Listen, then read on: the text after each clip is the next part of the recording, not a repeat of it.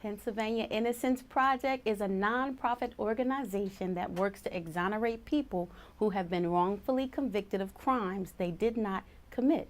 Joining us now is staff attorney for Pennsylvania Innocence Project, T.C. Tanski. Welcome. Thank you.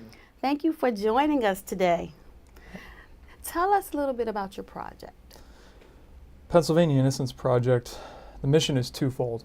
First, to get innocent people out of jail for crimes they did not commit. It's the bulk of what I do. Secondly, it's to try and work from a policy perspective to try and prevent wrongful convictions from happening in the first place. And we do that a lot through legislative work, trying to change the laws, or even working with law enforcement and prosecutors to try and develop best practices to keep these things from happening in the first place.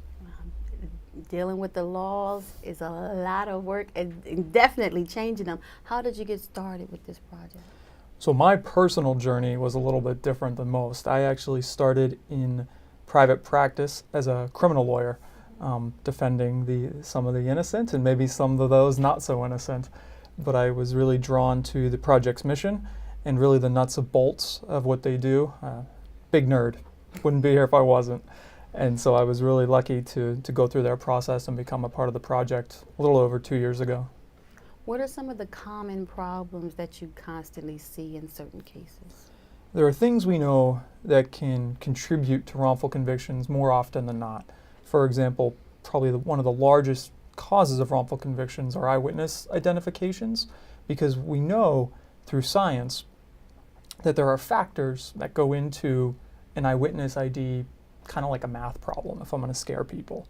And so when we look at some of those factors, for example, the lighting, very common sense kind of factor, or even something we call weapon focus, where if somebody's witnessing a crime, science tells us they're more focused on the weapon that that person might be using if they are using a weapon. Even to something as simple or as complicated as cross-racial identifications. We know through science that it is easier to identify somebody of a similar race versus a different race. Or it even could be a different group.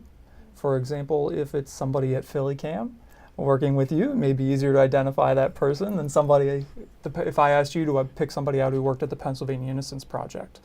Other pieces that we know are faulty forensic science. For example, one of our exonerees, Crystal Weimer, was convicted based on what we know to be faulty forensic science testimony.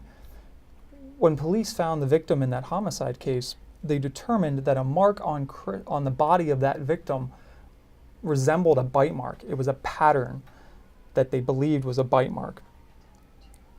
Through what we know to be recanted science testimony, for example, when we went to hearing in that case, the forensic scientist came back and said, I issued an opinion 10 years ago that I should not have issued. Crystal was able to be exonerated. If someone calls, how do you go through the vetting process? The only way to get into our vetting process is to write us directly. And so we need to hear from an incarcerated person. We unfortunately don't take phone calls, we don't take emails. That person just has to write us directly, tell us about the crime they were convicted of, tell us why they're innocent, and then we can get them started with that process right away. If someone wanted to get in contact with your project, how could they do that? Best way to do that is check our website, innocenceprojectpa.org, or they can call our number at 215-204-4255. All right. Thank you so much for your time. Thank you. We'll be right back right after this.